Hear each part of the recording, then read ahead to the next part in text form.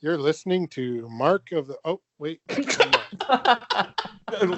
You're listening to the Bladeology podcast with Nick the Maker, Jared the Shaker, and Elijah the Prophet. This is not good for you.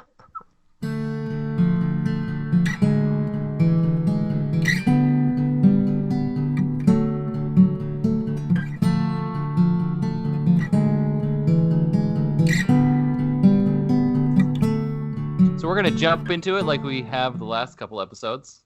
This is the Bladeology crew coming at you for another awesome interview. We from our mother's basements. Justin Savkov on the cast this week. We're going to talk to him about knives and other interests. This is Jeremiah Burbank from PVK Vegas. This is Elijah Isham from Isham Blade Works. Nick Schuprin of NCC Knives. And Justin Savkov. Nice. All right, we're all here, accounted for. Let's do a quick round the table. Anybody up to anything crazy this past week? Well, if you say crazy, I would say that's an apt analysis. Yeah, I got some stuff cooking for Blade Show. Some insanity on the way. Want to do a little something different this year, so everybody will have to stay tuned on that one. Yeah, sounds good. Been seeing those teasers on the IG. Oh yeah, they will continue. Look forward to a month of teasers. I know what the knife is, and that last post you put up, I thought was a pocket clip. It took me about 2 days to realize it was not a pocket clip. The knife quotes. Elijah Isham's not more than one pocket clip. Yeah, that's a good point. We don't know that there's not more than one. Nick, what about you? Innovative we got like clips. 8 or 10 months to Blade Show. What do you anything new from last week? So at this point, we got 4.5 months to Blade Show. Yeah, we're getting down to about 4 now. It was 6, 3 weeks. I meant 3.5 months to Blade Show. Whatever. I'm working off a 2017 calendar. I'll figure it out at some point. I'm working on X, maybe. No, I'm joking. Just imps. I'm trying to machine up all the imps because now that I'm a full-time employee, get a whole bunch of extra work prepped up.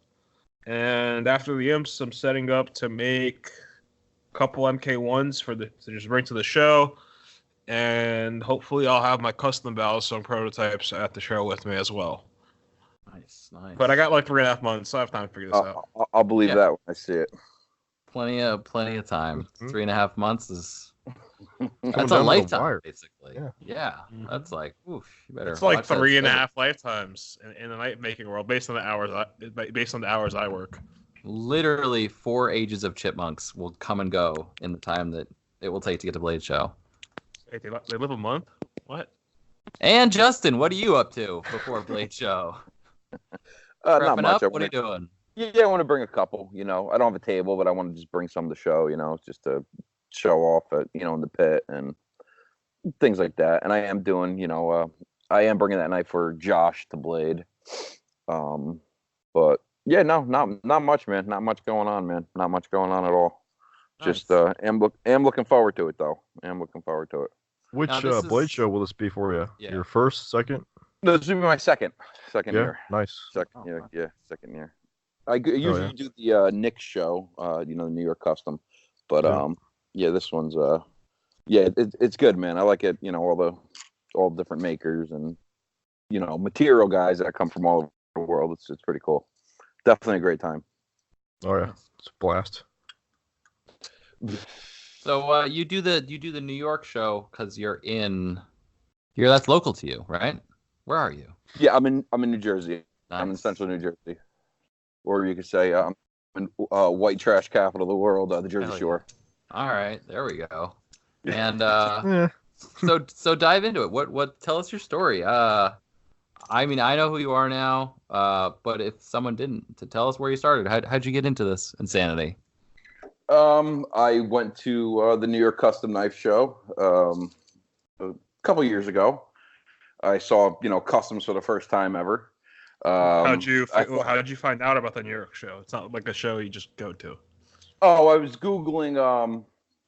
Believe it or not, I like collecting like swords and shit like that. So I wanted to see if there was like a sword show or whatever. So I put into Google, possible, sword shows somewhere around the country. And the New York Custom Knife Show came up because I guess one of the vendors there was a dealer. So basically I went, I saw everything. I was very impressed with a lot of the customs, the materials. Like I never saw like Damascus or Mokutai. I've never seen it before. So, when I saw it and, I was picking up some of these customs and they were, $2,000, $1,500, but I couldn't really comprehend the value of them. When you're seeing it for the first time and not even knowing about it, it just didn't make any sense. But, they were beautiful, they were beautiful. And I was like, I think I could do this. And that's, instead of buying a custom, I bought a KMG grinder instead. Wow. Just jumped right in. When was this? When? Because I met you 4 years ago. About you weren't 40, making folders back then. You were making razors.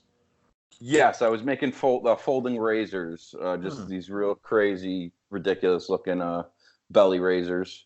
Never really finished one. Just just messing around. The one you brought by with the black sheets had, that was done. That was done? I don't remember. I never. When you showed it to me, it was done. I guess I never finished one and sold one. But if I did finish one, then maybe I finished that one. I still think you should make some. Say again? I think you should still make some because they're cool. They're a nice table piece. So pretty much he made like this really funky. It was honestly not a good shaving razor, but it was just a cool knife. It was inspired by a razor, kind of looked like a knife out of hell, and I like that. You could kind of put it on your desk, and the base of the knife was flat, so it kind of just sits upright. One can almost say it was a hell razor. Huh. Yeah, man, folding razors, flipper razors. See, this is where we need the soundboard and goes, or however that goes. So these folding razors, they had similar blade styles to your current folders. It sounds like I've never seen one.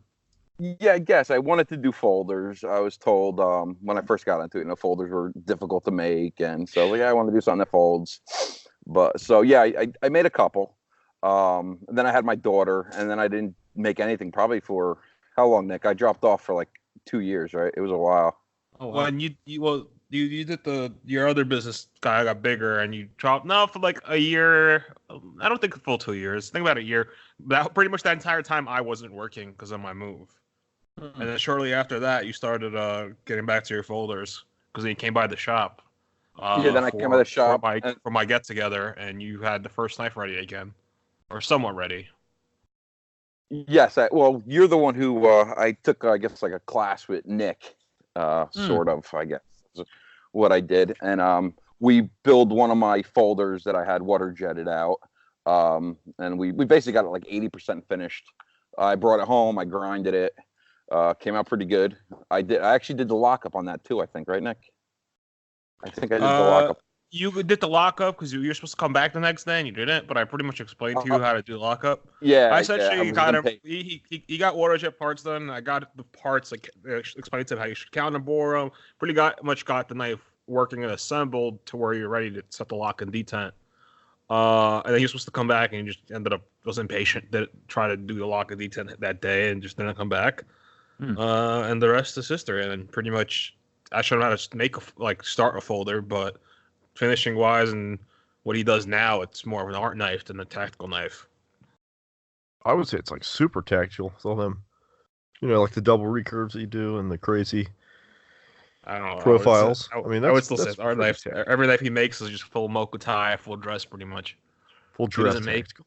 You're making the first frame lock right now, I think, in like 2 or 3 years. Yeah, I'm doing one of my original models, the Iblis. I'm doing it in a frame lock, and it's coming out great. It looks awesome. I'm very happy with it. So the Iblis, that is a pretty wicked looking design to be one of your first. That's pretty crazy. Like, yeah. What drew you to do the double harpoon, the double recurve harpoon? I don't know, man. I find a lot of stuff out there. It just, I don't know, to stand out, it just seemed like I needed to do something just a little bit more dramatic. It's true. It's just like how many lines are on a knife? It's just, I'm always afraid if something's going to look like something else, or, or it's just not going to stand out. You know, it's just not going to stand out. At least if you look at any of my models, you're like, okay, yeah, that's definitely that guy's stuff. No, your knives are very recognizable. That's true. Yeah, they are for sure. It's funny you say that you're afraid, you're afraid to look at someone else. You try to go completely out the box, but it just proves to the point. Doesn't matter how far out the box you think you're going. At the end of the day, there's just so much stuff out there. Whenever you make it, it's gonna look like something else. Like I remember when you made that one, you got accused by another maker of stealing his design, and I stood up there saying, "I'm like, I did the design with him. I know for a fact he didn't even know who you were. He didn't really get on Instagram Knife Maker. He just came up with it, and it just had the blade kind of just happened to look the same. It just double harpoon." But that just shows you that there's so much stuff out there. It doesn't matter if you're looking at it or not. It's, you can pull points on any part of the knife. It'll look like something else. Yeah. Everything eventually starts to look like everything. You know, it really does. So, you know, to stand out, I like to do like, you know, double S bolsters, and I put a lot of my focus into the finish work. You know, that's where most of my time is, in the finish work. I want the finish to be, you know, perfect. It has to be perfect. So it could take me a while to finish a knife. It could take me, you know, a month to do a knife, but I will put the time in to make sure it's perfect. Yeah. I've seen knives that took you like 4 months because you've changed the bolsters like 15 times because you decided. He's literally brought me a knife. Yeah, he's literally brought me a knife before where the handles were done, and it was like mokume and carbon fiber. I'm like, dude, this looks dope. And then like a week later, he's like, yeah, I didn't like how it looked. They changed up the handles to mokume and marble carbon fiber. And then like a week later after that, he's like, nah, fuck it. Let me do mokume and damage steel to match the blade. And like, I'm like, just decide and make it. Don't redo this every time. Honestly, that's the way to go, I think. Honestly, chasing perfection constantly. That's what it is. I mean, that's the pursuit of madness, is being constantly unhappy with something, you know? Well, no, the fit was perfect. Yeah. It was just, he didn't like how it looked, and he wanted metal on metal, but like being a hobbyist, he has that luxury to keep re-switching it out. Being a full-time maker, that's not the best idea. Yeah, that's a good. So Justin, what time would you consider? Part-time, hobbyist, full-time? Where do you stand? I try to do, you know, after I close on my primary business, I do try to come home every night and put a couple hours in. Usually on the weekend, I'll do, my wife allows like all day Saturday, you know, Sundays for family. But as much time as I can, you know, I'm getting more and more into it every time I finish something. You know, when it comes out and I can look at it and I'm actually, you know, impressed with what I do. Like, oh, you know, this is nice. This is something I'd buy. So I just keep going, you know, I'll just, you know, as much time as I can, I will put into it, you know. And if I could do it full time, if I could hire a full time manager at my primary, I would do this, you know, full time. I absolutely would. You've been doing it a lot more lately, like a lot more. Yeah, a lot more. I think he's been doing more knife making lately than running his actual business. And by the way, if you plug your actual business, you got to pay the sponsorship fees. Just saying. Okay. Yeah, but suffice to say, you're a small business owner, or you're a large business owner. I don't know. Which would it be? Small. We'd be a small business owner. Okay, so you're a small business owner, so you have a fair amount going on, plus knife making. But it sounds like the more positive feedback you get from your knives, the more interest you are to submit more time to it. Yes. Yeah, that's exactly what's happening. Yeah. I mean, that's great. Good responses means it's a good knife. Yeah. I'm hoping, like I said, I would love to be able to dedicate way more time into doing it. But, you know, after you work all day, you're just exhausted. You know, I got an hour ride home every day. So it's just, sometimes you just want to, you know, crash out. You know, sometimes you just can't get to it. Yeah. But if I can, I will. You know, if I can, I absolutely will. 100%. So, how many knives are you in at this point? What's your total knife count? Oh God, what, maybe 12 or 14, maybe. Okay, all right. 12 or 14 tops. Yeah, not many. Come a long way in just 14 knives. He's made more this year than the rest. Like that's over about 3 years, if I'm not wrong. But he's made he's been working pretty consistently this year. So, I've made about maybe 5 this year so far. Which is a lot. That's, wow, 5 is that's respectable for, you know, being 4 months in. Yeah, it's a lot of time, man. You know, I have you know, I'm very limited on tooling. You know, like I said, the finish work, you know, handwork, finish work. That's the most important. You know, I got a mill. I got a, you know, professional grinder. Did you do water jet or no wire EDM at all? No water jet. On my first model, I was afraid to cut a lock bar out. So I did have those water jetted, but my new model is completely 100% handmade. Wow. Nice. So like bandsaw the whole thing, huh? Bandsaw, yes, everything. Yep, bandsaw, slitting saws, yeah, it's all completely done by hand. That's nuts. Yeah, that's crazy. That's awesome because I know you do extensive like pivot collar work and bolster work and all things that are just very just like crazy to do by that method. Yeah, I do everything. My pivot collars, all done on a rotary table on a mill. Even my pivots, I customize all the pivots. I don't like using. No offense to anyone that does, but I don't like using what everyone else is using. I want my pivots to be completely unique. Oh. Yeah, just me. I hide all my hardware. You don't see any of my hardware. My hardware is completely polished, gold plated. It's I go all out with it. Everything's super finished and pristine by the time the knife is ready.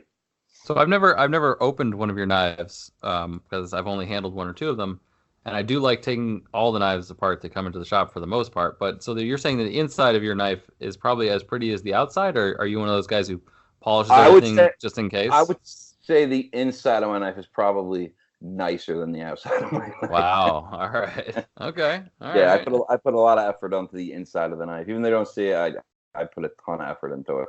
That's some watchmaker aesthetics right there. Okay.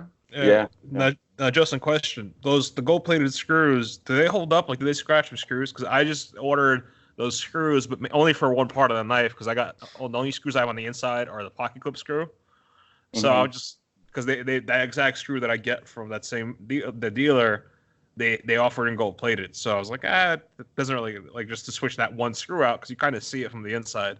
Do they mar easy with the Torx drive? Well, I do not put the gold-plated screws in until it's final assembly. At the final, yeah, but even then, same thing. It's the pocket clip. I don't put it on until the end. But do they mar at all? I have. You mean like the plating chipping off and stuff? I haven't seen that. Yeah. I haven't seen that. Yeah, no, I haven't seen it. Okay, cool. Because I ordered like 500 of them, so it wasn't that cheap. But they're not highly polished. That's the other thing. Like I usually will turn my screws. Like I will polish up to like a 5,000 grit, and then usually I'll anodize or something like that. And I actually do like that a little better because it looks much more polished than even like the gold plated. Gold plated's nice because on the inside you really can't see if it is marred or super shiny. So when you look in, you just see gold. So it's cool. It's cool. But that sounds pretty pleasing. Yeah, it looks pretty cool, man. It looks cool. But I want to start I want to order actual like 14 to 18 karat gold, and I'm now nameplating and stamping my name inside the knife, nice. And I would like to do that in like a 14 karat gold. That is legit, dude. That'd be very Russian Jew of you. Very Russian Jew. Right. Huh. Yeah, that's cool. The inside's a great place to sign it. That's it's like the knife isn't signed. It's like. So Stan Wilson does it. Yeah. Pretty much it's nice. It's the way Stan Wilson does it. Yeah, I remember watching an old video with Jim Skelton, and he was at Stan Wilson's shop, and he said he dovetails a gold nameplate. And I was like, I'm gonna figure that out. I'm gonna do that, and that's what I'm doing. Yeah, he uses the cutter and like cuts it in, then dovetails it, and puts it in. Yeah. Yep, I get a big chunk of. Right now, I start with a big chunk of copper. I have like a 0.175 thick copper, but I'll mill that all down. I'll get it to about 40 thousandths thick, and then I'll slope it. I will, put 45s on that, stamp it, clean it up, high polish up to around 2,000 grit. Then I dovetail out the back spacer for a nice like press fit, and then you just press it in, and it's held in by the scales of the knife. Yeah, it just sits in there, doesn't move. It's nice. It looks really nice. It looks. I don't know why most people don't do this because it looks awesome. When you look in the knife, it just looks fucking awesome. It really does. It's super clean without any hardware on the outside. Yeah, no hardware, no hardware at all shows, and it just looks nice, man. Looking in the knife, it's that's something I was always obsessed with. Was no hardware showing. It's like having a watch with the glass, the crystal backs. It's like fuck the front of the watch, the back of the watch is what looks cool. It's you know, I mean, that's just how I've always looked at it, you know. Yeah, That S exhibition backs are curve. nice. Yeah, that S curve on the bolster on your new model, that's all done by hand? All done by hand, bro. Yep. That's wild. That's pretty amazing. You know, all fitted by hand, everything. Yep. Yep. I mean, a straight line would be hard enough, but doing the S curve, it's pretty crazy. Yeah, S curve. My next is going to be dovetail S curves. The next model I build is going to be not model, but my next build, I'm going to do a dovetail S curve. Yeah. Wow. I'll probably start with cheaper materials. I'll probably do like carbon fiber with you know, something soft. Yeah, that last knife he was supposed to do with S curve. I'm like, are you insane? It's like he wants to try it for the first time. And it's like Zirconite bolster with Damacore bolsters. I'm like, hell yeah, like $1,000 in this handle. Sometimes you gotta jump right straight head in, man. Head first. He's never done an S curve or bolster nor a dovetail, like a straight bolster. He's like, I'm just gonna do both and try it. I'm like, just do an S curve first and then do the S curve dovetailed. Just start somewhere. If it was a cheaper handle, I'd be like, go for it. But I'm like, at that time, Damacore had like a 6-month wait too. So I'm like, if you fuck it up, you can't get more. Yeah, that's the only reason I didn't do it, is because I knew I couldn't get more Damacore. It's the only reason I didn't. Like, slow your roll for a moment, do this, and then like do that after the next knife. Yeah. Cool shit though. So are you just constantly trying to challenge the limits of what you can do, or you're just looking at it from the perspective of someone looking to buy this piece? Like, you just want to totally blow people away? Like, what's your mindset here? I just want to, I guess, challenge myself and just do something different. I get bored quick. So I do always want it to be something better than the next thing.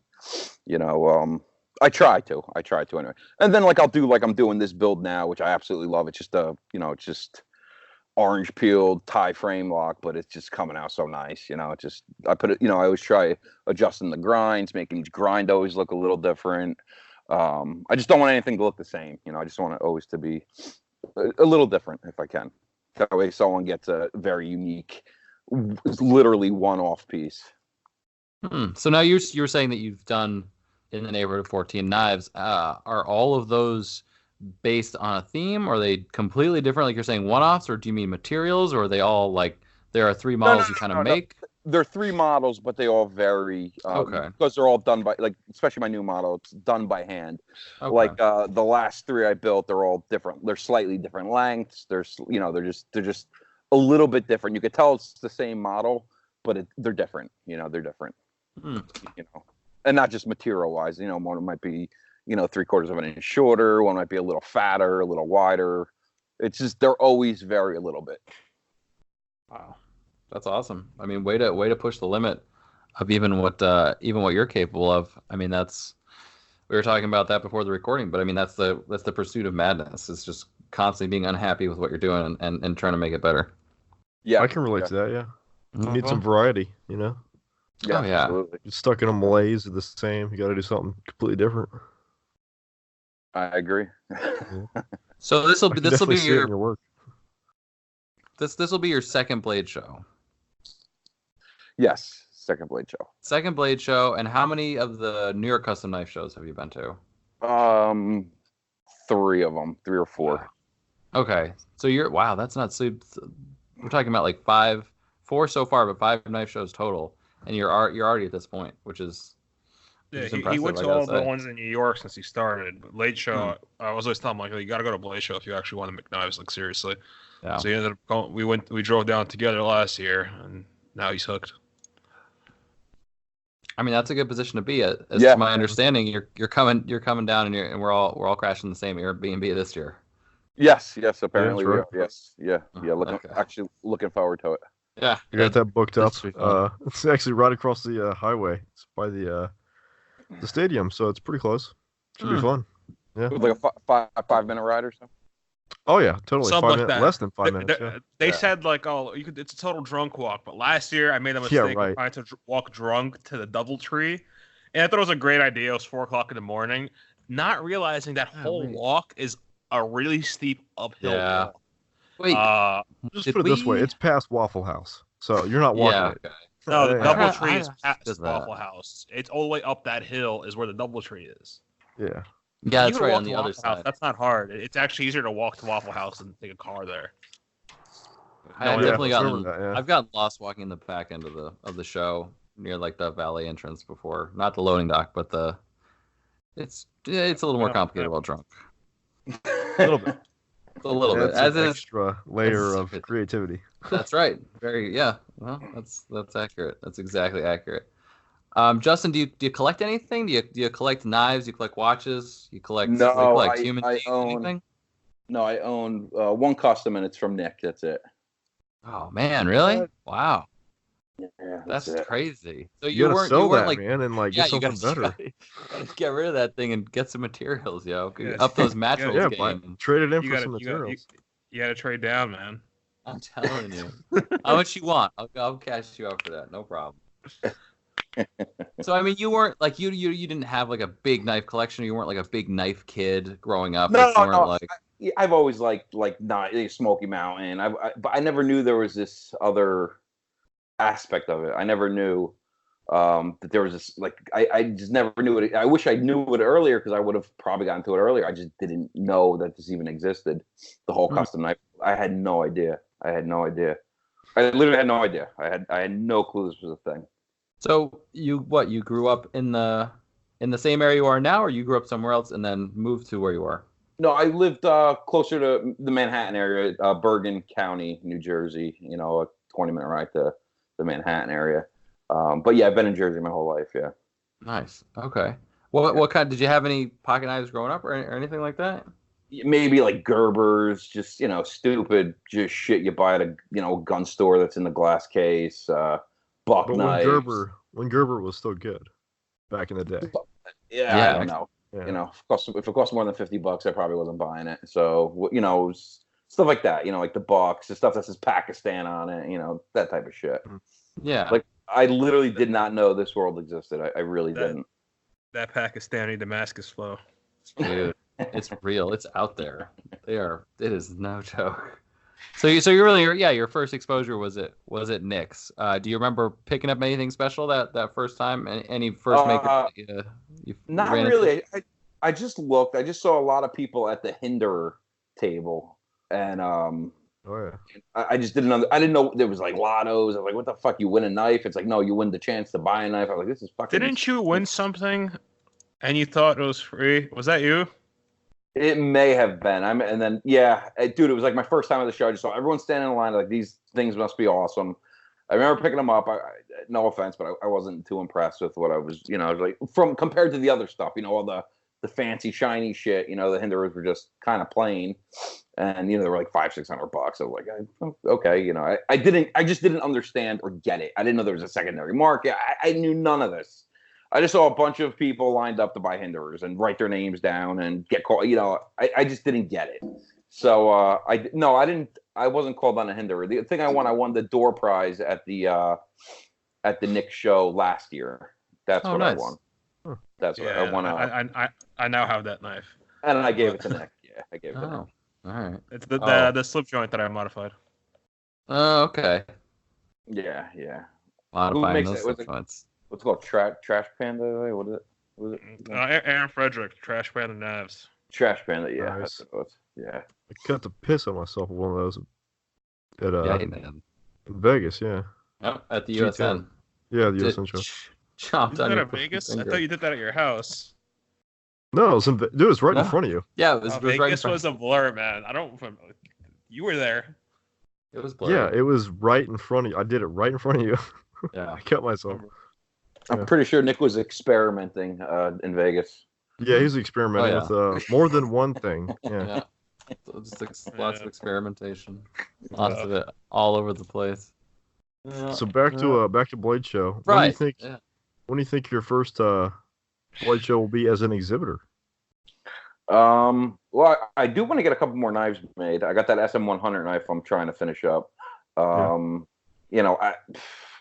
don't know, man. I just want to show them off, in the pit and stuff. But maybe next year, if I get I don't need to sell them, to get money, so I could make a couple, hold on to them, and maybe I'll set the table next year, But my wife. Did you show any? Go ahead. What? Oh no! I said my wife gets pissed because I'm always buying new material and just holding on to you know. So Yeah. Did you show any of your work last year in the pit? I didn't have much. I only had I had one of my second models, which I'm not going to make anymore. I'm not too fond of it.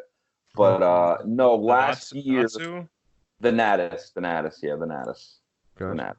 It's nice. It's just I don't know. It's just to me, it's just Already phased out of it, huh? Wow. Yeah, yeah. I'm bored of it. I'm bored of it. But it's a nice knife. It's I guess you'd call it like a crazy looking Bowie type recurve. I don't even know what you'd call it. One of your models are going to be a Blade show this year. I don't know. Can you talk about the collab? Oh yeah, Ian. With CMF, we're doing I don't know if I'm supposed to talk about it, but yeah, I'm doing a collab with Ian from CMF. You heard it here first, folks. Yeah, right. yeah. The four of you that heard. I mean, the thousands of you that heard this. Is that your first collab? That's my first collab. Yeah, it's my first collab. It's actually ready. I just got to slot the spacer for the names. I'm gonna be sending it with my stamp, and then I'm gonna make one for him, and then he'll be able to just slot him in when he's finished what he's doing. Okay. So that's all I got to do. But he's on vacation this week, so I'll be sending out to him next week. Nice, got that collab in there. I would imagine most people in the pit at Blade are going to be like, when you show them your stuff, they're going to be like, "Can I buy this? And where's your table at?"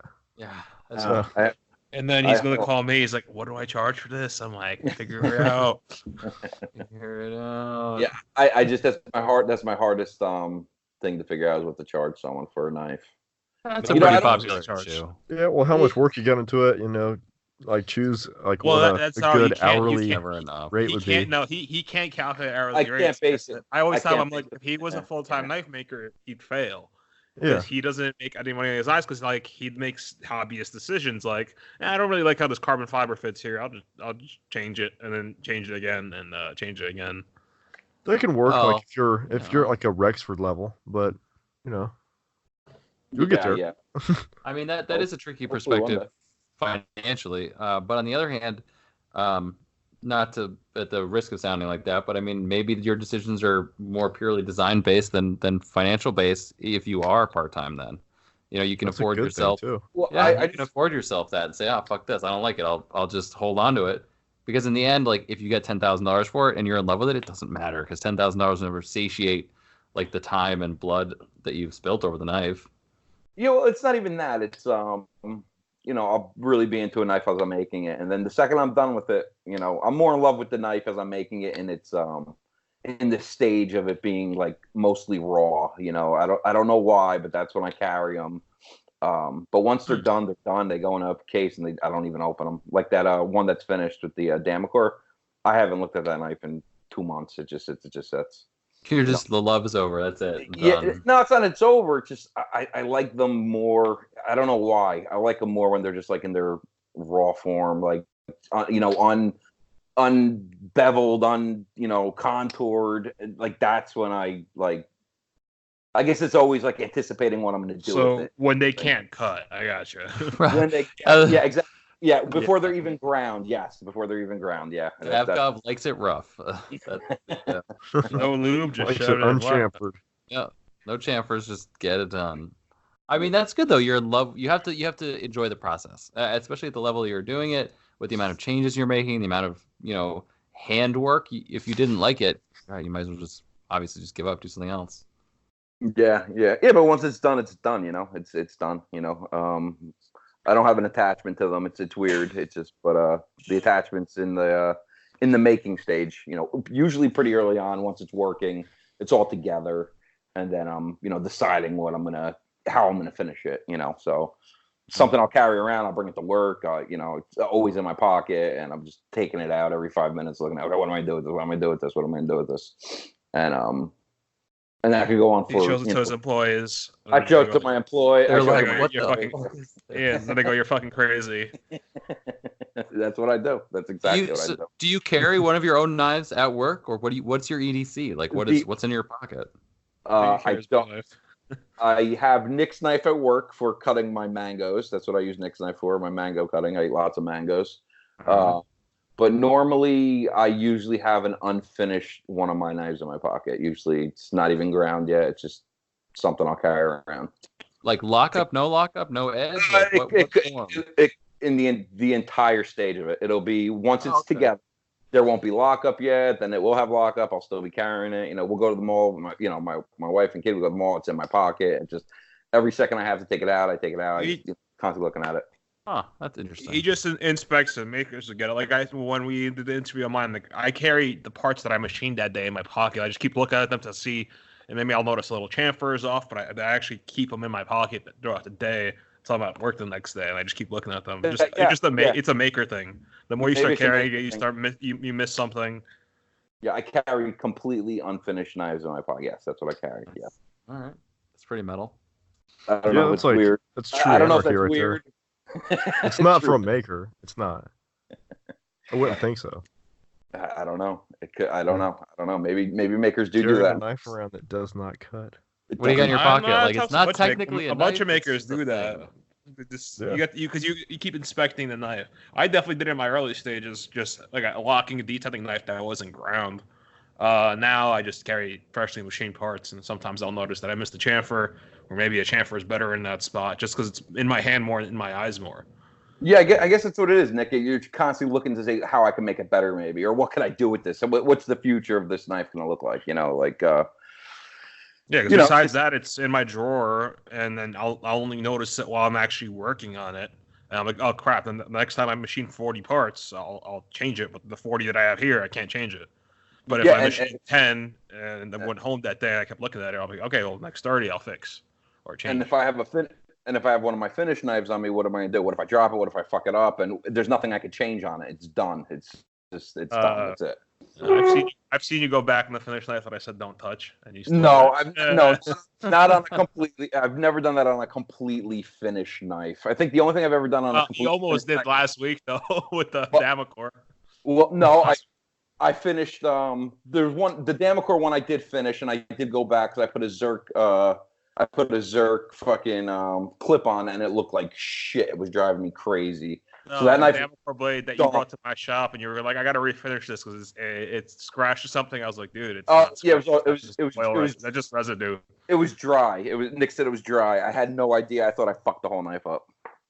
So what happens with acid wash it? Well, like when you Damascus, if you freshly etch it and then it's kind of really dry, it'll look splotchy, but it's really not because there's like residue spots.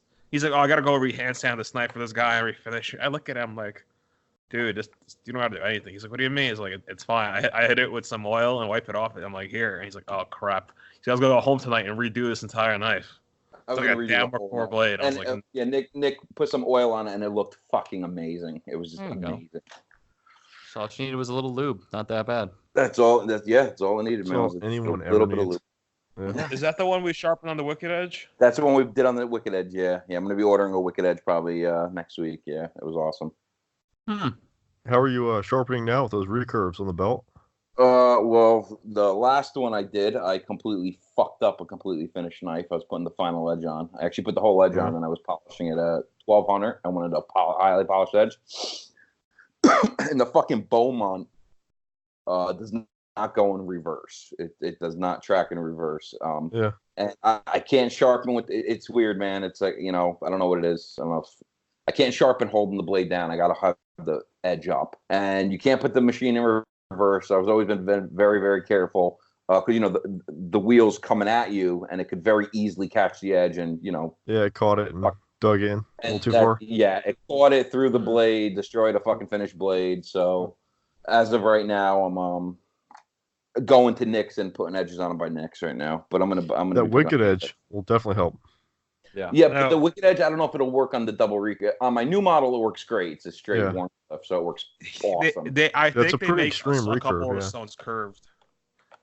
Yeah, like I don't know. Spherical, Yeah, because like I said, I've sharpened 7-8 of those knives, and I never had an issue. But the last one I did, I completely fucked up a finished knife. It's just mental, man. Whenever if I fuck something up on the machine, it takes me a little while before I get confident to do it again. But that scenario you had, it could have been way worse. Like you destroyed $100 and some wheel and destroyed a Damascus blade, but that knife went flying with that tip. That could have been a really bad scenario if it flew back at you. Yeah. Oh, so you cut into the wheel too? Oh, it Yeah, chopped he it cut went around the completely. entire wheel, cut the whole fucking wheel. Yeah, cut all the rubber off the Like, wheel, and then it it threw the skinned fucking the rubber blade. off, and then just chucked it, and the whole tip was like bent to the side. Yeah, the I whole think thing. like unless you're doing like maybe like a drop point, edge up on a grinder sharpening is always like a bad idea. Yeah, I know, man. Yeah. I can't do it while it's. I can't do it. I don't know what it is, man. I don't know what Yeah. it is. I've tried, and I'm not happy with what I'm. The edge is going too high, and I start freaking out, and I'm like, I got to do it where I could see it. Like I got to like, I'm like 3 inches away from the fucking wheel doing it, staring at it, and I'd say Yeah, like if you do like I got 50 fucked up last time. knives, yeah, then you're gonna get the muscle memory down and just get it Yeah. over time. The problem, it's Yeah. not the muscle memory. Every knife is ground differently, so sometimes your edge tapers one direction. You got to compensate when you're sharpening. Yeah. The difficulty of sharpening a knife is actually in how clean your grind is, and the And even style of the grind. On Justin's, because that's a pretty double wicked looking that, recurve. that double recurve is a motherfucker to sharpen. I can only imagine. Yeah. It's a motherfucker. With Now, that I don't know if point, it'd be with 2 easy points. for someone Yeah. to. Yeah, it's got the 2 points. Yeah, exactly. And I got to leave a little meat at both points, so I get a slightly thicker edge there because it'll get so thin. I just got to be, it's a lot of planning when I'm grinding that knife. A lot. Not easy. It's not easy to do. Wow. And Nick, that was like one of my first ones. I made a couple razors, and then I went right to that. Everyone said, "There's no way I'll be able to fucking put an edge on that. No way I'll be able to grind that knife." As an First one I just everybody, came out- it came was out not perfect. everybody. It was me. I told him we're gonna have an issue sharpening this. It's just me. Okay. Very supportive, Nick. Very good. Fuck off. Well, You this never is say that. mine. I This is nailed mine it, and bitch. Justin's relationship. Yeah. It just, Nick I'm like, was- you can't do it. Like, Figure I it don't out. have time for this. No. Nick was Hold one my of the beer. assholes. Yeah, Nick was one of the assholes who said, "There's no way you're gonna be able to fucking put a grind on that knife." No, I didn't say a grind. I sold you a 1-inch wheel. I'm like, you need this to grind it. It was the sharpening part because I can't sharpen it for shit on the grinder. I was like, oh, this is a great time for me to sell you something. No, Swoop in here. like right You before need that this I new ordered one for accessory. me.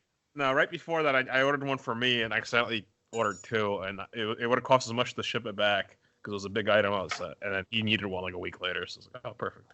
How far away do you guys live from each other? Hashtag profit. Well, from my house, Nick's about an hour and a half, but for my business, he's only like 15 minutes a shop. Oh, okay. So Yeah, he's pretty much right over the bridge in Jersey. But what we're talking about is still when I used to live and work in Jersey. okay. Right. Yeah, when he worked in Jersey, he was about an hour. He was in Bergen County, so he was about an hour away. See, I lived there for 2 years. I didn't even know it was Bergen County. I literally just lived there. Yeah, just- Nick. Yeah, Nick. You Area worked in- pride. Yeah. Nice job, guy. Great. Area pride. I don't Dude, know I- where the hell I am. I left No, I'm just there to work. It was temporary. It just It was, exists in time and space. My area of Fine. pride lies in Brooklyn. Dude, I left Peter's last week. I was there. We were forging. I was testing out. Trying to I forge. saw and that. stuff. I think I saw a post about that. Yeah. Yeah, I put a post up. Yeah, but I left Pete's the last Saturday, bro, and the GPS brought me through the fucking worst ghetto I've ever been in. It was crazy, bro. Oh, you Oh, went They to are man. Patterson? so close to the fucking ghetto, bro. It's crazy. I remember They're going up across from the- they're to across from the water. Yeah, dude. I rolled the windows up, I hit the lock button. I locked the car door. I'm like, I shit. remember going up to Awesome. LaGuardia with Nick to pick up Rob, and for a moment there I was like, Nick, where did you take us? Like, what's going on here right now? Like, Yeah, it's crazy, bro. It's like Yeah. all of a sudden you're just like in like, and it's like, dude, I'm thinking the cops are gonna pull me over. They must think I'm here for crack cocaine. They have to think I'm here for crack. Like, I mean, it's like the area is that bad, and I'm like, Hold on fuck, a man. weekend. I like how you say that about that area in Patterson, but like. Oh, was that where I was? Was that Patterson? I was Is that where saying it you've been to my shop. Like you see where my shop's at. was? Your shop, dude. Your shop is nowhere near as bad as 5 minutes from their shop, and I guess Patterson or wherever the fuck it is. Your shop's not that bad. I mean, No, I've been there no. a couple of times. Like Nick, if you you've go been like around the- 4 you've 6 been blocks around the over, corner. it gets pretty sketchy. But where you are seems like you're reasonably next to a school. yeah, Like- the thing is, in a yeah, church. by you, Nick. Anyone there, any race, anyone, no one looks at a place. No, that where specific I block was. I am Like, on, the I specific looked block at a I'm fucking on. place. It's not bad. You go around the corner and you think there's fireworks going off every weekend. There are, Like, man. I- like, you just gotta run outside. I and hear up find in the corner of my fireworks, shop, like, huh? It's the summer. Is that Coney Island fireworks or is Every that... weekend is the 4th of July. When you hear that sound, just run towards it. Run directly towards it. See where it is.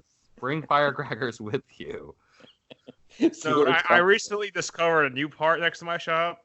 If you go along the water where the port is, and you go all the way down towards the dead end, so pretty much the corner of the island, it's like old construction. Those buildings are from like the 1800s, and you look at that area, and it's like that roof might come down, and I see a kid playing in that yard. That means he lives there.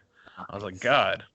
Yeah, man. Yeah, I'm like, I didn't even know that part of town existed, and when I found out that's where the dump was, like that's where the original, like that was pretty, like the dump was just around these houses. People live in different places. Okay. It's like, I never knew that. Staten Island is weird. Yeah. Like Things are different. They're different for different people. So Justin, where do you draw some of your inspiration from? Tell us a little bit about your mindscape, if we can dive into that. I don't know. Like man. music, art, movies, insanity.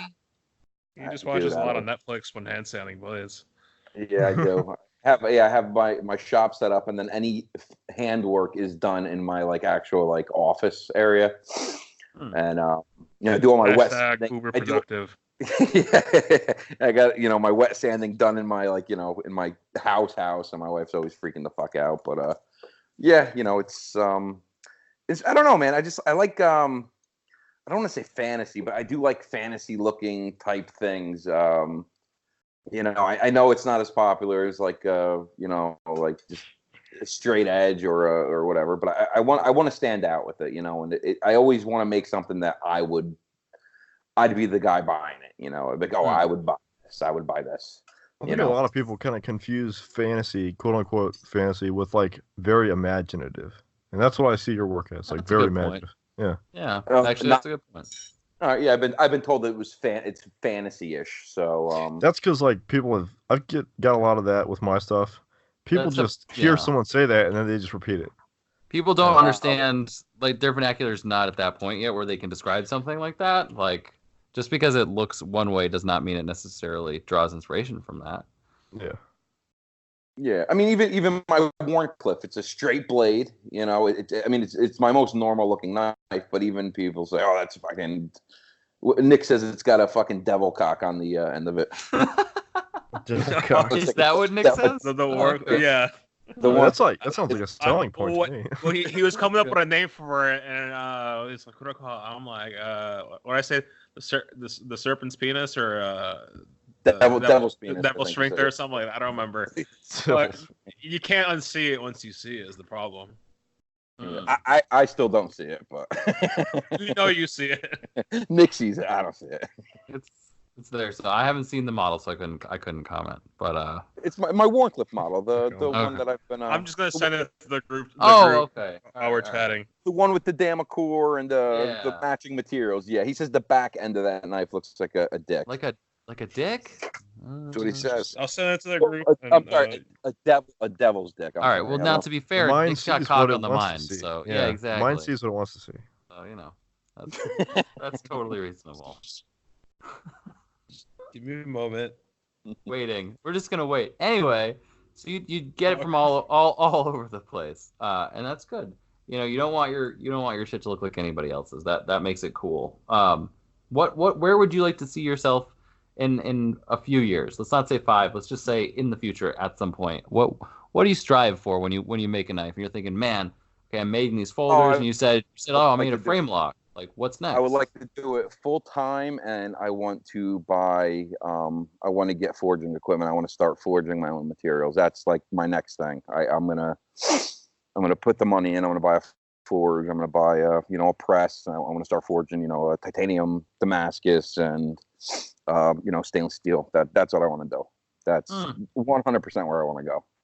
Okay, so you're in it for the common term would be a sole authorship piece, right? Yes. Yeah, I even want to turn my own screws, my own pivots, everything. Yeah, everything 100% made. Oh yeah, okay. I did see this. I was amazed that you clocked the Damascus and the Mokatai. So all the circles line up. No, you didn't even notice. He clocked the collars to the bolster, So the blade to the bolster to the collars, the bolster to the scale, the clip to the scale. And the backspacer and the backspacer does match one side. I couldn't get it seriously. Just the one side. Yeah, the matches one side. The backspacer matches one side. I couldn't get both, unfortunately. As long as it matches the show side, that's all that matters. It is the show side. But look at it closely. It literally everything clocks together, but then you got the serpent's dick head at the bottom. Yeah, no, Nick's just seeing shit with his mind. Jeremiah, Freudian slip. Yeah, right. Sure. Yeah, that's cool. That is really neat. That's the one Josh is getting. That one. Okay, all right, that's pretty awesome. If you guys out there want to see what we're talking about, definitely check out Justin and his Instagram, which is Savkov Knife Co., which is SAVKOV Knife CO. That is nuts. That I gotta plug. I remember. I thought, is that the different model than the one I saw when I was at the shop? Is that the one you were clocking when I was there? No, it's that one. It was in its building stage. So yeah, I was carrying it with me because that's the one where he wanted to read. That's the one he wanted. Yeah, that's what I mean. The one with the. Well, no. So what happened with that knife? If I'm not wrong, Justin. He almost finished and then he thought that's when he thought that the Damascus blade was fucked up.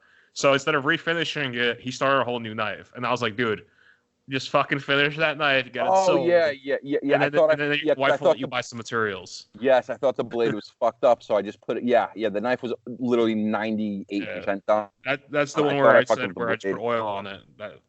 Yeah, and it just sat in pieces, covered in a towel for like 2 months. I just didn't even want to look at it. I thought I fucked the whole thing up, but I didn't. You probably have to re-oil it if it's in a towel for that long. Usually, if you keep a knife in a towel, it'll absorb all the oils off of it. That's bonkers. Well, no, now it's in a case. It's finished. It's in a case now. But yeah, I thought I fucked it up. I didn't fuck it up. So sole authorship pieces, making your own materials. What about knife styles? You've done your frame locks and your liner locks. Is there something you're looking to make that you haven't made yet? Are you trying to get me to say ballad songs or? No, you say whatever you want to say. Any particular blade shape you might want to do? Did you want to make a ballad song? Whatever. Any answers? He goes to me yesterday. Is Jeremiah gonna try to talk about the ballad song? I'm like, no pressure. If you want to. I would love to make a ballad song eventually. Yes, okay. I would make. I do want to make one. I will make one. I just got to design one in CAD. Make sure I could get it to work in the 2D CAD, and once I do that, I could print it out, trace out the materials, and fucking go at it. Yeah. What kind of CAD program you use? I'm sorry? What kind of CAD program are you using? Oh, I'm using the free one that I have to keep updating. Draft Site 2D. By the way, you might have to find something new because their new update is the only paid version, and they're going to start disabling the free one. Uh-oh. We'll see about that. That's what I've been using for the past 6 years. Yeah, but I just updated mine. And mine won't update. I had a problem a week ago. I can't even fucking get into it without it freezing and stopping. And oh, really? Yeah, that's because of the new update. So yeah, you gotta start, especially you, Elijah. That's your bread and butter. So what happened with mine is now that it's updated, whenever Pete sends me a file, he's using AutoCAD. That's the most updated version. I can't open his file. I have to open it in Fusion, then resave it in Fusion, and then open it in Draft Site. So if someone sends you a new file, well, no problem. Yeah. Well, you haven't updated yet, and no one sends you new files, so it's not compatible. Maybe now's a good time to learn 3D. Yeah. Oh no, I've learned it. It's just I'm slow at it. I'm very slow. Oh yeah. Gotcha. Oh yeah. Where's that? Doesn't know anything about 3D. If you've not seen my designs, I've done a 3D. Come on. Hashtag Jeremiah knows much about 3D. Hashtag Wyatt. Yeah. On Elijah's Instagram, you do have pictures of the 3D up there. Is that not something? I've done 20 or 30 designs in 3D. It just takes me forever, and I can't figure out the grinds on them. So he has so the ones that are fully 3D, he has a Wyatt. We all need a Wyatt. Oh, you got a Wyatt? I sometimes need a Wyatt. Everybody needs a Wyatt. A lot of times, yeah. When I set them off, they're always 2D, and everything's spec'd out. So, but yeah, I know I need to get on that. Yeah.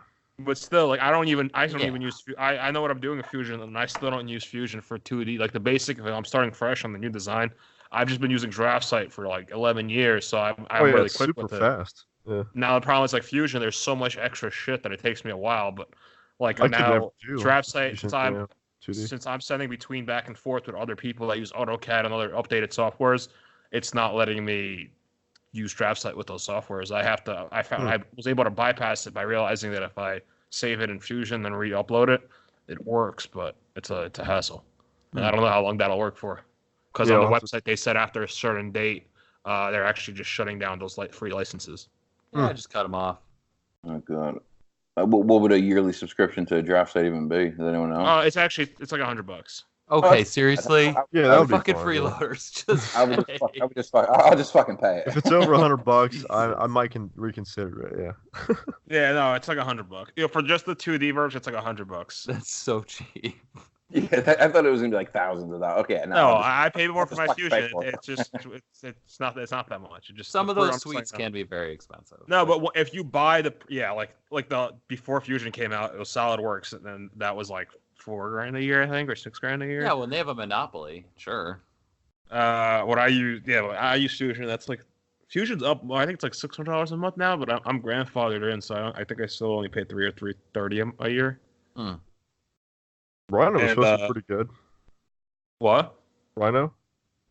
Rhino's that's like old school. Like Rob uses Rhino because really? It's a 2D program. It's like old school machines. Very few 2D? guys. I thought it was 3D. Is it? I could be wrong. I think it's 3D too, but like I don't really know many people who still use it. I remember seeing renders from Rhino, and they look really nice. I could be wrong. I could be also confusing it with Bobcat. There's too many to keep track of anymore. Yeah, they're Fusion for the win. It seems like most people do use DraftSight though. Most because that's all what my I pickers, no one wants to pay for it, so the DraftSight was always free. That's what everyone always learned on for years. I tell everyone DraftSight. It's always just DraftSight. If it's free, it's free. But like a lot of people now, since you have to pay if you're starting fresh, no one's gonna want to pay to learn on DraftSight. That was the benefit is it was free, so you could figure out and take your time to learn on it. I think Google SketchUp a lot of guys use too, just for like basic stuff. I fiddled with that for a minute. Well, I know Tashi, he uses Apple Illustrator or something. Like I don't know how he does it, but he does it. He makes it work. Really? Yeah, I have no idea. But can you spec thousands and tenths of thousands? I have no idea how he works it, but yeah, he does it with a pad, with a pen, with a stylus. I use MS Paint a lot to draw things. Hey, that's not pretty far from what I started with. It's out there. I don't know if you ever messed with it, but it's I actually used to tell people that. Paintbrushes and shit. It's nuts. Yeah, I used MS Paint on the keyboard. Yeah, on the touchpad. That's how I design my eyes. I have a Palm Pilot with MS Paint. That's how I draw everything. From 1996. Yes. Yeah. My reality is in the 90s, so that's it. Wow. That's awesome. The only way to do it. I'm actually checking DraftSight to see how much it is. Making sure it's not like $99 a year. I mean a month. DraftSight's $99 a month. I'm checking. Elijah, you'd be surprised. For what it's capable of, I mean, yeah. Before Fusion, that was easy. Fusion pretty much loses money, from what I understand. I could be completely wrong here because they're doing it more.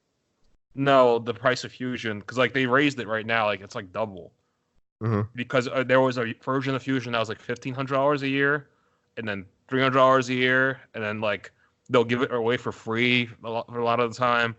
And now there's no more of the two versions. It's just the one version has everything, so they raised the price. But I'm grandfathered in.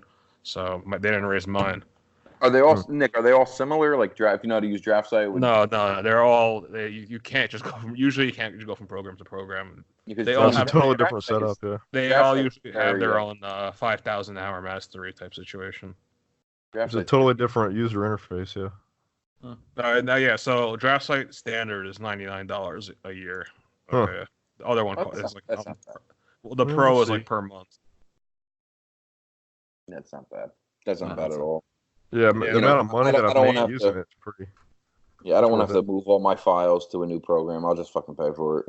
I just don't want to. You know, I don't want to learn something new. That's the spirit. Stick with what works. Stick with what works. Yeah, I know how to use DraftSight pretty good, so I'm gonna stick with it. So Justin, for your shows this year, there's a lot of shows going on, but it sounds like you're a parent and you got a small business. You're sticking to the two, the New York and the Blade show.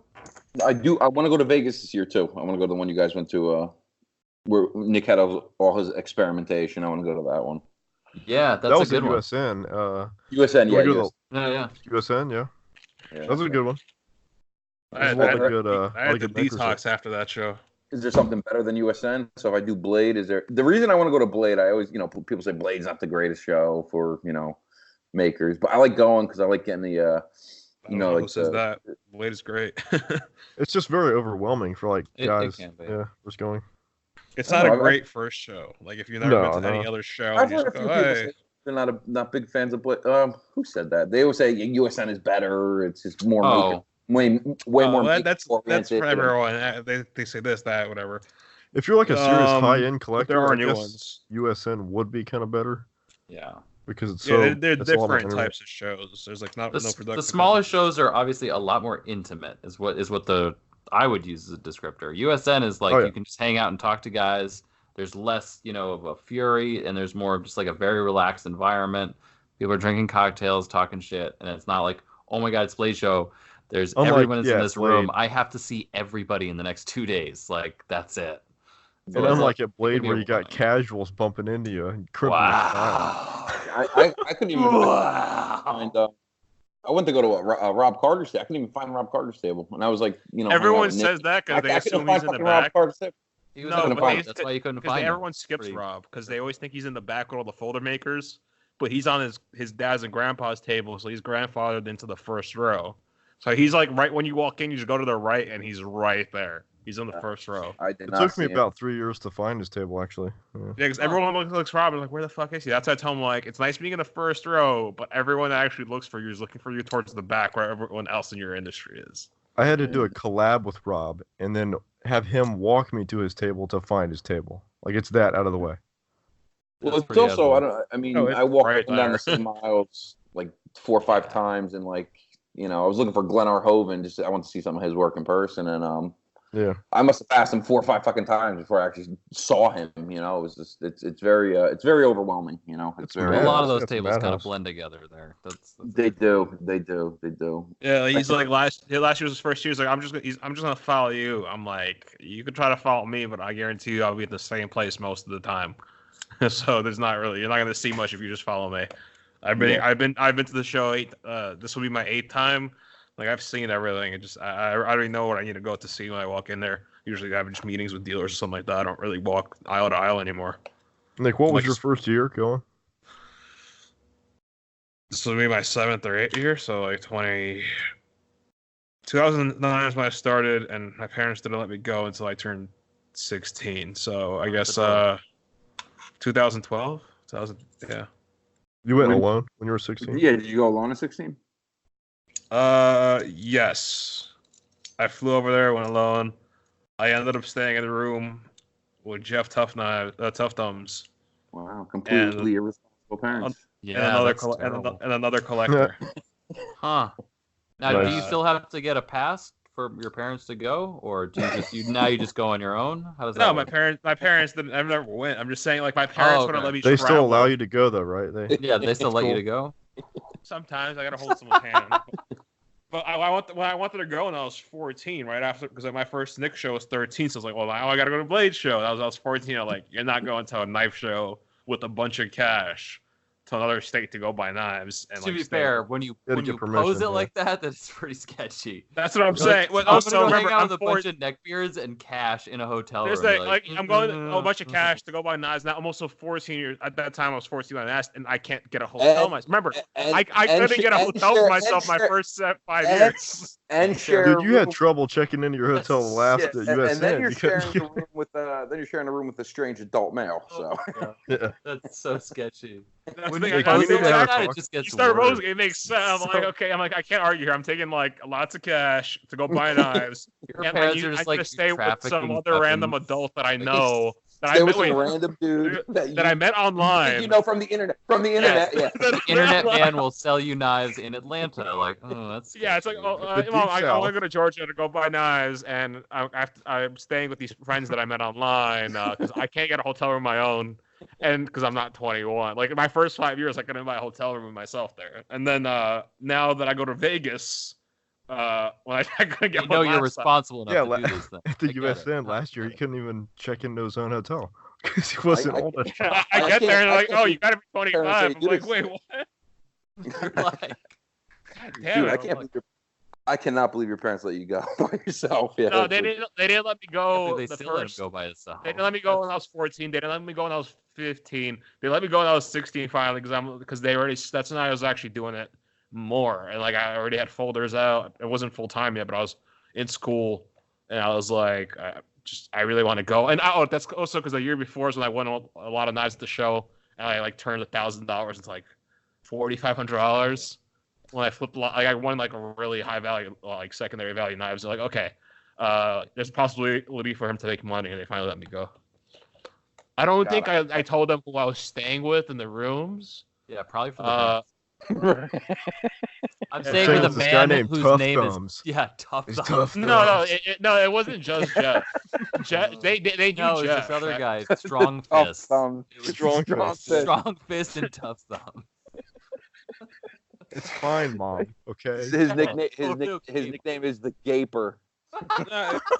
It was Josh Gamble, but like he's like one of the nicest dudes I've ever met. But he's like an ex-Marine who's like really tall dude, scraggly beard, and like if I show them pictures, like yeah, you're not staying with them at the show. All right. Jesus Christ. Tested positive for arenal nitrate and moved on with your life. It's totally fine. Dilates the anus. Yeah. And when you say it all out loud, it sounds totally sketchy. Yeah, it's sketchy. When you talk about knife things in general around people who have no idea what you're talking about, it's sketchy. Yeah, but remember, this was before Instagram, so it's not like they could just look at their Instagrams. This was through USN forums and like shit like that. These shows are all set up, so it's like I met these people on the forums, this and that. One of them's on YouTube though. Knife Guy 69. I'm like remembering this. Knife Guy 69. Your son down the Blade show. NAMBLA member 44. Yeah, right. Yeah. That brings Go up to a convention. It's going to be great. It's going to be a lot of fun. Oh my God, Nick, that's crazy. Yeah, but wow. I made it there, and now it's you never got raped, so it's good. You worked it out. All positive. So this is if it was 16, then this is the 7th. This will be my 7th Blade show. Nick, how do you find out about like, dude? I wish I found about customs like way earlier in my life. Like, I talked about it on my episode. It was a pretty stupid like reason. Being a 13 or 12-year-old kid, I was at a McDonald's with friends, and one of my friends pulled out a knife and stabbed my other friend's like extra large drink, and then just slowly poured out everywhere. It was just funny as hell. And I was trying to buy that knife, and I found a Spyderco online, and then that somehow took me to the New York Knife Show, I think. Oh, so same story, New York Custom Knife Show. Actually, no. It took me down like a rabbit hole of YouTube videos that eventually took me to the New York Knife Show. Like I was trying to find which Spyderco he had. I just remember there was a hole in the blade, and I found out that the hole in the blade means all it's a the Spyderco. blades. No, it was a round circular hole in the blade, and I figured out that only circular holes are actually Spydercos. If it's not a perfect circle, it's not a Spyderco usually. And then like I went down a whole like rabbit hole of YouTube videos about this shit, and then eventually someone mentioned the New York Knife Show, and the rest is history. That must be true for a lot of people in the Northeast, at least. Like it's a show that's accessible to you, and it's just there. Like Matt was talking about, like being around in Portland, and everyone went to the Eugene show. So I wonder if that, where a lot of these long-term shows are, if that's like the hub for introducing a lot of people into this. You Google your state because you try to Google the laws because everyone's worried about carrying a knife. Do you need a license or whatever? Like the number one question I get besides I'm a knife while you're in like what the hell, like what does your job actually mean being a knife maker is do you need a license to make knives because they think about the state laws. So that's the thing. So like I think I also found out about it because I'm like Googling New York state laws and then the New York Knife Show pops up. But yeah. Very cool. But But my first show wasn't really eventful. My brother took me because I was 13 years old, and it was like 4 or 5 trains to get there from Brooklyn because you have to go to Manhattan. So, once again, 13 years old, my parents didn't let me take all the trains to get there. So my brother took me, but like my brother has no interest in this stuff. So we literally walked in. I did 1 lap. I entered the Savenza Hinder lottery, and I was trying to decide the whole show to buy Savenza or Strider. And since I was there for literally 1 lap for about 15 minutes, I couldn't stay for any lotteries. I couldn't decide, and we just went home. And I was like, next year I'm coming myself, and I'll figure this out. Yeah, there you go. That's the spirit. Go by yourself. Leave the parents at home. Go to strange places with strange men and buy knives. With lots of cash. If this episode is teaching no one anything, please listen to these lessons. Okay. Yeah. Listen to the Bladeology podcast for not getting into the knives. Wait, I figured out now. Well, back then there was 2 get shows. into this. It was the March show and the November show. There was 2. Up.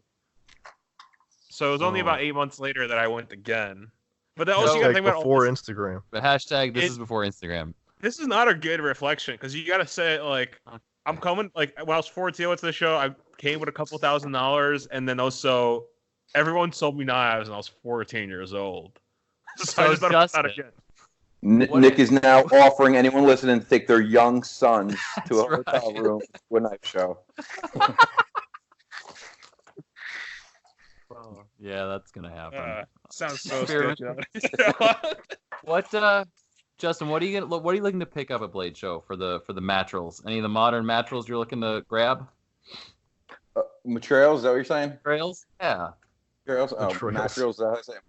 You're talking Materials, about matrils. what materials? Yeah. What is there anything you're like, oh man, I gotta go see this particular forger caster person? He's getting mother of pearl because that's all I hear about. I definitely want to get some mother of pearl. Yeah, I want to get some I want to get a bunch of dragon skin from Birdie. Bunch of it. I'm definitely going to be buying some, some Zerkutai, Mokutai, that type of stuff. Hopefully Damacor will have some, Dam still have some Damacor there. I'll pick that up. Yeah, just stuff like that and anything else that seems interesting or new.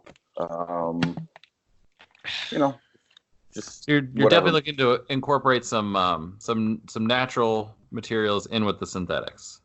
Yes, I definitely want to do some mother of pearl. Yeah, definitely. I think that would look pretty cool. I hear on it's some pieces. it's the easiest material to work with, actually. That's right. A lot of people say that it's not a problem. It's super easy. Just really no problem at all. You just cut it wet, cut it dry, whatever. Just slice it and dice it. Where does mother of pearl come from? What are you gonna? Totally sarcastic. Yeah, well, it's an I undertone. assume they're being extremely sarcastic there. Yeah. It's no big deal. Just buy a bunch of it, and it won't mess up any of it at all. Especially the black lip, really easy. Black lip mother of pearl is super easy. it's like working with like G10. Oh yeah, easy like Play-Doh almost. It's super easy. What are you gonna do with the mother of pearl? You gonna do inlays, pivots, like whole scales? No, I don't like doing whole scale stuff. I like to do, S bolster type stuff. I'd probably do like a lower scale and then do maybe like a Zerk bolster with like, the black on white, with mother of pearl, like lower half of the scale under the bolster. Whatever that part's called. I don't even know what that's called. I always say Underlay. No, not underlay, but under. Okay, you have a bolster, and then what's the material? Is that the scale? Is that the secondary part? Oh yeah, they call that part the scale and the top part the bolster. Okay, so that would be the scale. Yeah, so I would do scales and then figure out something cool for the actual bolster. So I know the pieces don't come that wide. From what I understand, they only come like 1.25 inches, like tops, like wide. So Not that big. What about Abalone or Powershell? Any interest there? Actually, my SM100 build I'm doing that has Abalone big 1-inch collars on it. Ooh, okay. SM100, huh? It's an SM100 blade. It's got a marbled carbon fiber bolsters. It's got Abalone pivot collars, and then it has the Zerkutai wave pool Zerkutai as a scale with an SM100 blade and SM100 spacer. Wow. Okay, that sounds pretty nuts. And now you're definitely gonna have do you know what you're gonna have to touch and feel in the pit at Blade Show? I'm going to be bringing that knife. Yes. Okay. The SM100 knife will hopefully be done. I have to reblade that knife, and I'm still waiting for the SM100 to come from SB Specialty Metals. It's taking fucking forever. But that knife's almost done. I just got to reblade it, and then I just got to shape the handles, and it's done. Wow. So now everything's been fitted. Everything's been fitted. The scales, the S-bolsters, it's all fitted. The collars, it's all done. Nuts. So it's just some of those final touches. I just have to. Well, I have to reblade it. I fucked up the blade, so. Yeah. Got to get it perfect, man. So what as a maker, you obviously have an Instagram account. Do you take orders? You kind of make what you want. It sounds like you don't listen to what other people want. You're like, I'm making this. I don't. Yeah. When I first started, and people started having some interest, and I said, I'll do a books thing, and people were just telling me what they wanted, and then I started making a guy's knife like based on what he wanted, and I hated what he wanted. So I actually that knife is still sitting 3 years ago. I was like, I'm not fucking making this knife. I just don't want to make it. Okay, you were just like, fuck that. I said, fuck this knife. Yeah, I just don't want to make it, man. If it's not something I want to make that I'm happy with, I just don't. Like I said, I don't do this full time. I'm sure eventually, if I did this full time, I have to, take orders or whatever. But I just didn't. This guy was telling me which way to shape the bolsters. I'll make them slow backwards. Giving me stupid materials. I was like, I just didn't want my name on a knife that looked like this. I just didn't want it out there. So. Yeah, I know. So no orders, no suggestions. Fuck off. I'll make what I want. Yeah, or like I have one guy, apparently a pretty big collector. I don't know if I should say his name, but I discussed with him. I'm starting his knife after Blade, and it's going to be like full Mokutai scales, which is something I've always wanted to do. So that I'll do. He wants a Damacore blade with Mokutai scales. It's going to be a full, I guess, a frame lock and a Mokutai. And, that I'll do, if it's something like that. But once people start telling me which way to slope a bolster and, I want G10, with fucking, it's like, no, man, I don't want to do that. I just don't want to do it. All right. No G10. You heard it here. No G10. Fuck G10. Yeah, if it's going to be synthetic, it's got to be high end. Yeah. I don't want to, I don't want to sound, ridiculous, but it's just, I don't know, man. I just, if I don't put many knives out there, so when I put a knife out there, I want it to be, something really nice. I just want whatever's out there to be nice. That's totally reasonable. So I mean, really, what this comes down to for anybody listening is if you want a knife, good luck. Good luck. Yeah. You got to be at the right place at the right time. Yeah, that is. Yep. So I mean, yeah. So that's kind of. Is that it? Is that fair? Like, if you have a knife available, it's already probably spoken for. Or if it is available, maybe it'll be on Instagram. So follow your Instagram account. I would put it on Instagram. Okay. Like I have no problem making like frame. I like making frame locks and stuff like that. It's just, people's when left up to a customer, and just they start dictating literally like which way they want the bolster to slope, and you start planning it out and cutting the materials, putting them together. I'm like, it just doesn't look right. I just don't like this, and it's just one of those deals. This guy didn't pay for the material, or give me a deposit or anything.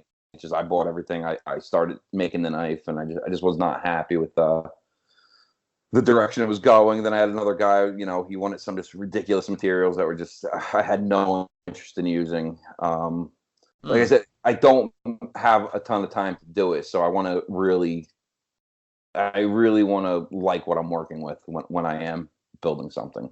Oh, that's good. You've got a strong feeling and voice about what you're doing, and you should hold it to it. It's not swayed financially. But there's nothing wrong with financially, but it sounds like you're very, very steadfast. If you're gonna set time on fire, you might as well enjoy it. Yeah, if I'm going to be spending time away from my family, yes, I want to. Yeah, exactly. I want to enjoy what I'm doing, what I'm working with, and be very proud of it. And like I said, this could change in the future, but as of right now, I'm making 5, 6, 7 knives a year. Just I want it to be, I want to work with the materials I want to work with. Nice. All right. Very, very, very cool. So you don't do Facebook or anything? Mostly just Instagram? No, I am not on Facebook. I should do Facebook, but I am not on Facebook. I do not like Facebook. But yeah, Facebook's a waste of Instagram. time. Yeah. Yeah, I'm very active on Instagram. All right. I do Instagram, yeah. That's good. Have we missed anything that you would like to add that we have not asked you? No, man. No, not at all, bro. Not at all. It was there's been a lot of fun. No. Is there anything you want to know from me, or? Not really. No. How excited you are for Blade Show? Anything else? I'm sorry. Say again. How excited you are for Blade Show? Yeah. Exactly. Yeah. Correspondence to do over. Oh wait, Elijah, you did the Airbnb. We'll go over that later. No, that's awesome. Yeah, that's we don't need to go about that. Yeah, we probably don't need to go about that now. No, man, it's been a real pleasure having you, and definitely keep doing it. It's cool work. It's something very very unto itself and your own. I gotta say, it's pretty cool. Thank you. So anybody out there, if you want one of Justin's knives, good luck. Check him out on his Instagram. What's the best way to get in contact with you on social media anyway? Just Instagram. You can just DM me on Instagram or whatever. Usually, someone's interested in talking to me, I'll give them my number. They could call, whatever. I'm pretty available on Instagram. I'm on there. Probably 3-4 hours a day. So nice. You know how it is, right? Yeah, pretty much every second of the day. It's that or the phone. Mm-hmm. No, it's been a blast having you. It's another awesome episode of the Bladeology podcast.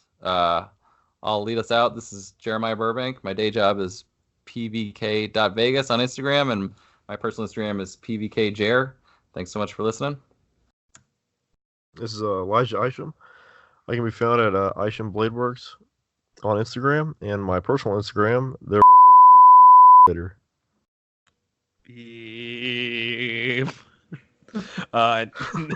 And this is Nick Chuperin of NCC Knives, and you can find me at NCC Knives at Instagram, NCC Knives at yahoo.com, and NCC Knives at .com. Justin. Oh, I'm sorry. Okay. I thought you said, okay, Justin Savkov. I'm at Savkov Knife Co., SAVKOV Knife CO on Instagram. And yeah, awesome. Come check out the page. Cool. Thanks so much, everybody. That's all right, it. Guys. It's great talking to you guys. I'll see you guys in about a month. All right. See you then, man. All right, guys. I'll see you next week. Thanks, bro. Bye.